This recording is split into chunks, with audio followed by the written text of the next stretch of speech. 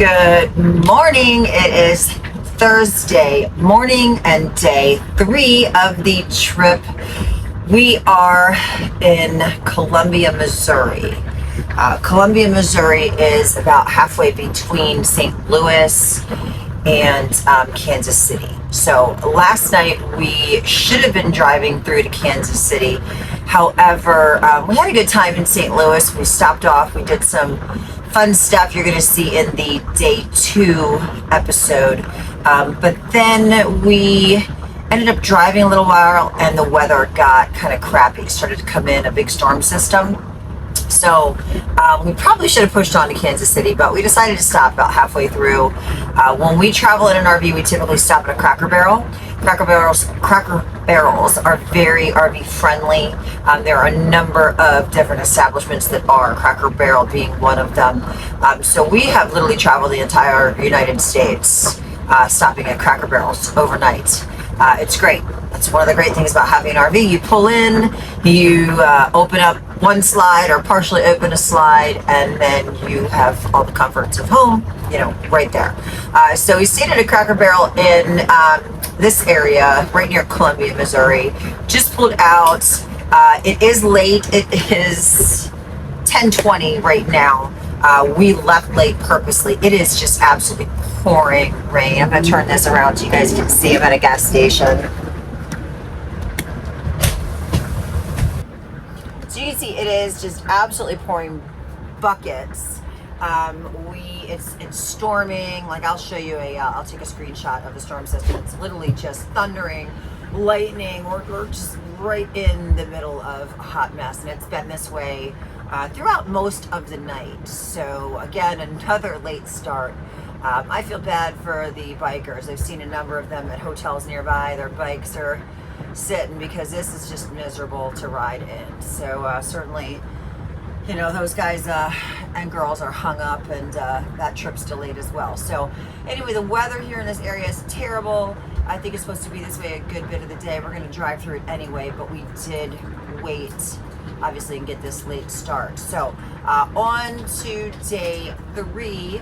Right now, the immediate plan is Kansas City, and then from Kansas City, we are going to continue on to Sioux Falls.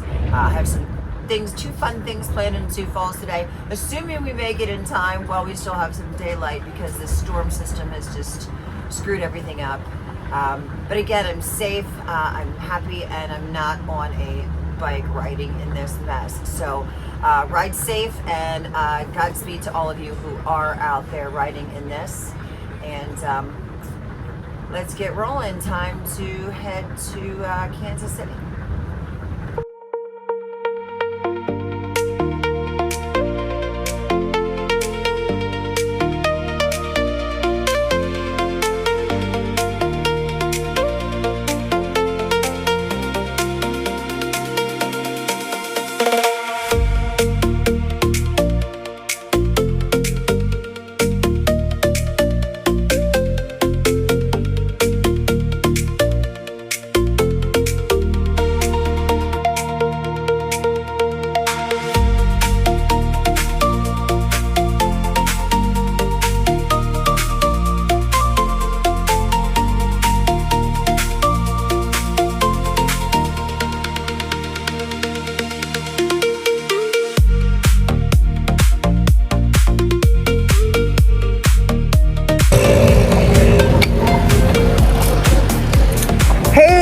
I'm in Blue Springs, Missouri, a little ways outside of Kansas City at Outlaw Harley Davidson. Gonna check out this place and say hi to everybody and see what I can pick up for the trip. Let me show you the outside of it, and then I'll catch up with you later.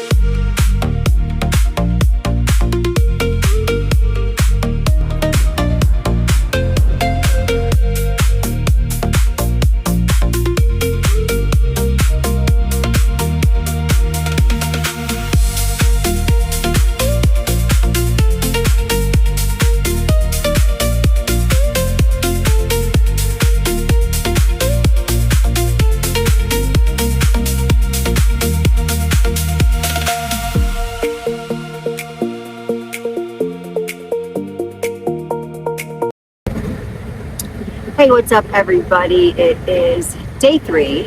Actually doing really great. It's been an easy trip so far. I am in Sioux City, Iowa. I am about 6 hours from Sturgis. Today has been a windshield day, just like the first day. Really haven't stopped anywhere. I stopped at a couple of Harley dealers, but that's about it. We got a late start. There was some really bad weather that moved in last night, and basically we just got pummeled all night long with storms, lightning, thunder. Recorded a video earlier, I'm sure you saw, about the weather. It was just pretty terrible. Till about noon we got out of the area. Got on the road late, maybe 10:30 or so, and by noon that had cleared up. So beautiful weather, driving ever since. Traffic this entire trip has been super easy. It's backed up a few times, primarily on day 1, I would say. Not really since. And the little bit that it's backed up since then has been marginal. It's cleared up pretty quickly. There's occasional, I guess, accident here or there, or some sort of delay. But for the most part, really can't complain. It's fun. The closer that we get, we're running into more and more people headed to Sturgis. You can just see the RVs. You can see the RVs pulling trailers like mine that have Harley Davidson on them. You can see the bumper pools. You can see the riders on their bikes. So many of you are beeping and waving to me, and I appreciate that. I'm saying hi. And I think some of it's friendly on the road, like, hey, we're all going to Sturgis. And some of it obviously is from you guys following me. So I appreciate it, because I can tell by how exuberant some of you are when you see me. So that has been fun. The closer we get, the more the excitement builds. Really looking forward to it. This has been a great trip. I talked a little bit before about this. I miss being on the road. I used to take a lot of trips, drive this country a lot, and I miss it. It's been a good time, a good amount of time since I've been across the country. The last time I've been this far across the country, not just going from north to south along the East Coast, was COVID. During COVID, I put my family into an RV, and at that point in time, I still had 2 kids at home, but they were, on the internet. So at that point in time, we all went in the RV, and we literally drove around for 2.5, almost 3 weeks. We drove the country, quarantined in our RV ourselves, and checked out the United States. And this has been probably the longest trip since then in terms of going a different direction. Like I said, spent a lot of time going north and south along the eastern seaboard, but this has been nice. Middle America, I don't know if you've had the opportunity to ride or travel, but Middle America is such a breath of fresh air. It's absolutely amazing. It's beautiful how much land is out here. It's shocking in some regards, especially when you grow up in the Northeast in heavily, densely populated cities. To come out here in God's country and just see the nature and see the beauty, and just experience it without all the distractions is just lovely. Even the people, the further to the middle of the country you get, at least in my experience, the people are just some of the nicest people. They truly are. They are friendly. If you're too friendly in the Northeast, or really along the East Coast, that means you're like a creeper. But this is actual genuine friendliness. So it's nice as well to be around people who are happy, content, and generally friendly. So all in all, it's been a good trip. I got about 6 hours, I think, and 10 minutes to go. Here, I looked on my phone here. So here's the map, where the little blue dots. At about 6 hours, 10 minutes to Sturgis. I am not sleeping there tonight. My reservation actually starts tomorrow. The plan for tonight is Sioux Falls, which is not too much further ahead. There is some cool roadside goofy stuff there that I want to check out, like Corn Palace. Anything called Corn Palace. They're having a pre-Sturgis party. I don't know if I'm going to make it too late there tonight, but I'm going to stop by there and check it out. Hopefully get a little bit of a bonus episode recorded there. And then there's also Falls Park, which is in Sioux Falls. Not sure if we're going to make that either, although that is open, I believe, till midnight. Falls Park looks like a pretty cool thing to check out as well. Sorry, we had a big old semi go by, and I wanted you to be able to hear me. So anyway, then I'm going to keep driving. We're going to keep going. We're going to push forward. We're only 6 hours out, behind due to weather. So I didn't get to do as many of the stops as I wanted to, but we're going to push forward and get up closer to Sturgis at least, so that tomorrow morning we can just drive right in and the fun begins for day 4. So that's super exciting. Not even going to talk about that. I'm going to stay right here on day 3. This has been part of my interest in doing this, is really to focus on staying in the moment. I know that a lot of people like myself, we get caught up in so much, everything that's going on. And these phones, look, I'm on one, I have one in my hand, I have a laptop, I have a computer, I have a desktop computer, I have an iPad, like I'm, so technologied out, and then all this camera equipment and all this stuff that, it's tough to stay in the moment, and you miss the beauty. Like if a trip like this, if I was just constantly buried in my phone and buried in work, what's the point? Why drive the road? You want to get on the road so that you see what this amazing planet and amazing country, frankly, has to share. And so really one of my focuses for 2026 is to stay in the moment, to not be distracted, but to pay attention to where I'm at, what's in front of me, and to try to take it all in with all of the senses instead of, instead of in a distracted manner. So this is the perfect place to do that out here. It's just absolutely stunning. So anyway, looking forward to that, getting caught up here a little bit on the driving, not really too great in terms of interesting content, just a lot of windshield time. But hey, we are 6 hours closer to or 6 hours from our destination, and it's going to be a wild week. So let's just keep going.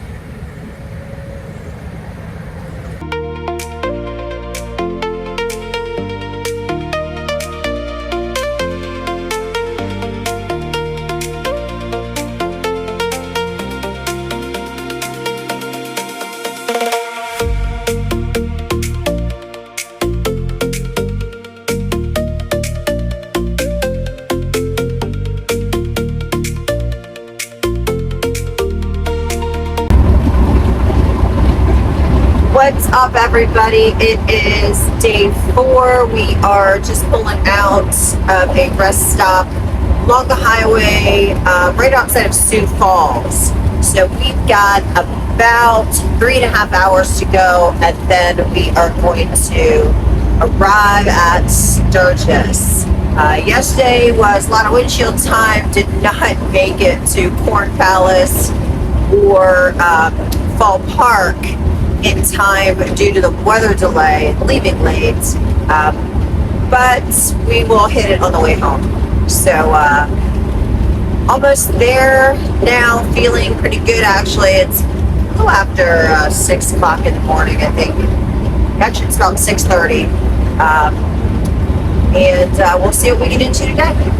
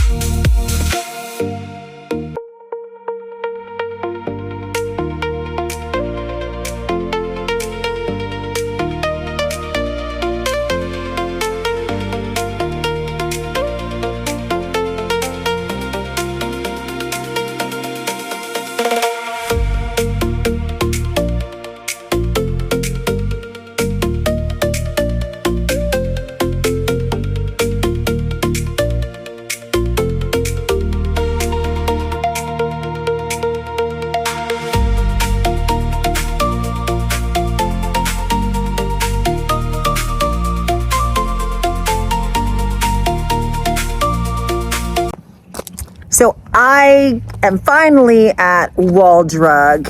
This is a town called Wall, if you've been here before. Same family apparently owns everything in this town. It actually reminds me, if you've been to Old Town Scottsdale, it actually kind of reminds me of that sort of feel. There's a lot of little stores that you kind of go down in the main street there. You can walk up and down.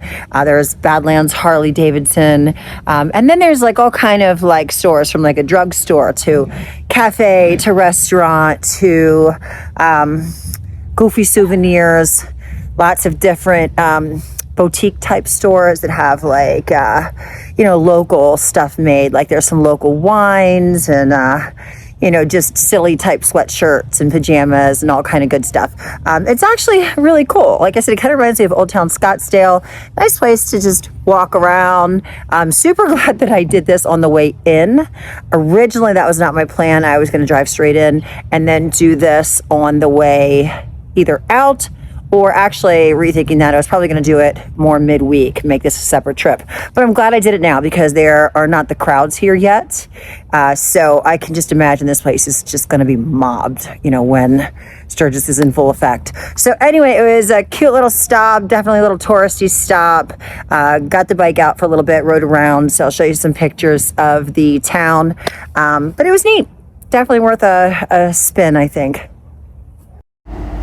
Welcome to Wall, South Dakota, a small town on the edge of the Badlands with a story much bigger than its population. At first glance, Wall might look like a quiet prairie town.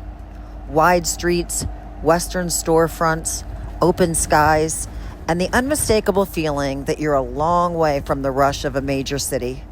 But if you've been driving across South Dakota on Interstate 90, there's a very good chance you've already heard about Wall long before you arrive. That's because this little town is home to one of America's most famous roadside attractions, Wall Drug. And its story begins with something remarkably simple: free ice water. Back in 1931, during the difficult years of the Great Depression, a young pharmacist named Ted Husted and his wife Dorothy purchased a small drugstore here in Wall. At the time, the town had only a few hundred residents, and the business wasn't exactly booming. Travelers passed through the area, but very few had reason to stop. For several years, the Husteds struggled to make their little pharmacy successful. Then, in the summer of 1936, Dorothy had an idea. Drivers crossing the hot South Dakota prairie were tired, dusty, and thirsty. So why not give them exactly what they wanted? Ice water. And make it free. The family began putting signs along the highway advertising free ice water at Wall Drug, and it worked. Travelers began pulling off the road, coming into town, and stopping at the store for a cold drink. And once they were inside, many bought ice cream, food, medicine, and other supplies. Those simple roadside signs helped transform the business, and they eventually became a legend of their own. Over the decades, Wall Drug signs began appearing farther and farther away. Travelers encountered them across the United States, and versions of the famous signs have even appeared in distant parts of the world. They usually carried the same irresistible message: Wall Drug is ahead. And of course, there's free ice water waiting for you. Today, that little pharmacy has grown into a sprawling collection of shops, restaurants, galleries, displays, and attractions that occupy a large part of downtown Wall. And yes, after all these years, you can still get free ice water. You can also find another Wall Drug tradition, 5-cent coffee. It's a tiny reminder of an earlier era preserved in a place that has made nostalgia part of its personality. As we move through town, you'll notice Wall embraces its Western identity. There are cowboy signs, historic-looking storefronts, souvenir shops, boots, hats, leather goods, and plenty of reminders that we're in cattle country. But Wall Drug takes Roadside America experience several steps further. Inside and around the complex, you'll find everything from historical displays and Western artwork to some wonderfully strange photo opportunities. Perhaps the most famous now is the giant jackalope. If you've ever encountered a jackalope before, don't worry, you're unlikely to see one running across the prairie. It's a legendary creature that's part jackrabbit and part antelope, complete with horns. At Wall Drug, naturally, there's a giant one you can climb aboard for a photograph. Because sometimes a road trip needs a giant horned rabbit. And the oversized attractions don't stop there. Wall Jog is also associated with a huge dinosaur that's been greeting travelers for generations. The enormous creature has become another landmark for people approaching Wall. It's part advertisement, part roadside spectacle, and completely appropriate for a place where being a little over the top is part of the fun. But underneath the playful attractions, there's also some genuine history and culture here. Wall Jog developed an extensive collection of Western artwork with paintings and displays depicting landscapes, people, and history of the American West. That mixture is part of what makes this place unusual. One moment you're looking at serious Western art, and the next you're shopping for a souvenir. A few minutes later, you're standing next to a giant jackalope. Wall doesn't seem particularly interested in choosing between history and kitsch. It happily gives you both. And there's another reason this small town became such a natural stopping point. Just a short distance away is one of America's most dramatic landscapes, Badlands National Park. The Badlands rise unexpectedly from the surrounding prairie in a maze of rugged formations, steep canyons, colorful layers of rock, and vast open spaces. For generations of travelers, Wall has served as a gateway to that landscape. Some visitors stop here before entering the Badlands. Others arrive afterward ready for food, coffee, souvenirs, and naturally another glass of that famous free ice water. But perhaps the most interesting thing about Wall isn't any single attraction. It's how one small town became part of the mythology of the American road trip. Wall Jog didn't become famous because someone built a giant amusement park here. It started with a struggling family business, a hot summer day, and an understanding of what travelers needed. A cold drink, signs, and even more signs. Eventually, generations of families driving across South Dakota began recognizing the name Wall Jog before they had any idea what Wall Jog actually was. And by the time they had reached town, curiosity had done its job. Today, visitors come from around the world and the country. Some are headed towards the Black Hills and Mount Rushmore. Others are exploring the Badlands or simply crossing the plains. And many find themselves doing exactly what travelers did decades ago. They see the signs, wonder what the fuss is all about, and eventually take the exit. When we look around Wall today, it's remarkable to think of much of this place began with a handwritten promise to thirsty motorists. Free ice water, no complicated marketing campaign, no internet, no social media, just a good idea placed along the right road at exactly the right time. And nearly a century later, people are stopping. That's the charm of Wall, South Dakota. Small prairie town that turned itself into a destination without losing the character of a roadside community.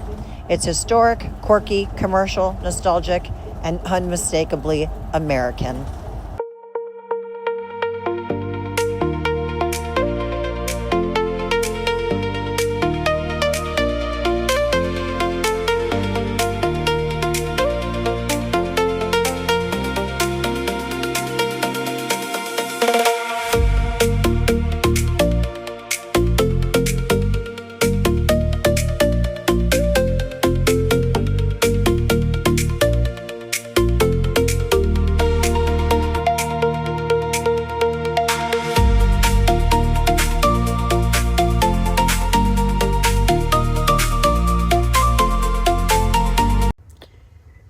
It's funny, long stretches of highway leave nowhere for your thoughts to hide.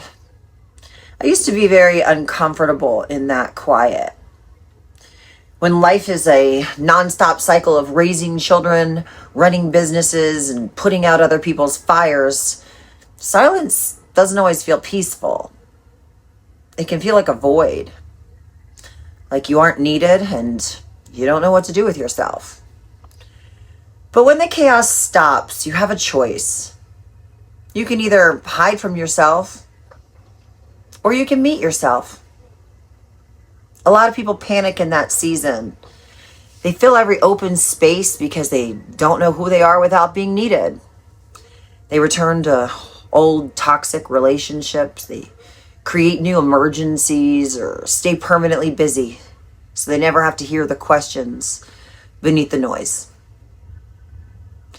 I am learning not to run from those quiet miles. I am learning that they are in fact the most rewarding. The quiet middle is not dead space between important chapters. Rather, it's where reflection happens. It's where you decide what comes next and what you refuse to carry into your life. If your life is changing and the noise is fading, do not assume the silence means something is missing. That silence may be the first place that your own voice finally has room to speak.